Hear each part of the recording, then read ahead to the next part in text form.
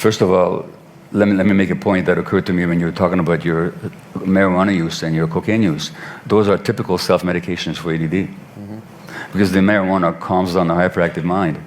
And if you get treated for ADD, what do they give you? They give you a stimulant, which elevates dopamine levels in the brain. Well, what do you think cocaine is? It's a stimulant. It elevates dopamine levels. So the point I'm making is that a lot of addictions are actually self-medications for specific conditions, right? Like in your case.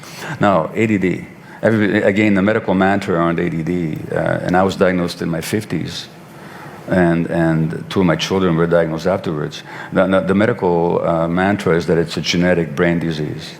Well, it isn't genetic and it's not a brain disease. When you look at the tuning out, the absent-mindedness of ADD, why do we have that capacity to tune out, do you think?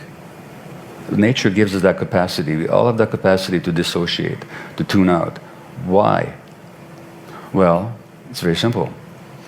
If I were to threaten you right now, stress you, abuse you verbally, you would, the number of options available to you. One would be to get up and leave, which is called flight. Or you could stand up and assert yourself and tell me to stop, which is called fight. And if you couldn't do either, given that, how many hundreds of people are here?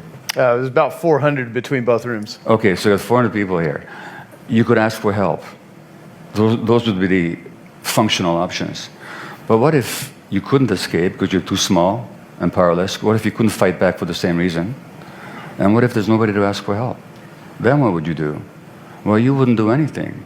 Your brain would go into an automatic dissociative mode to protect you from the distress. So what it is actually it's an adaptation to overwhelming stress. Now,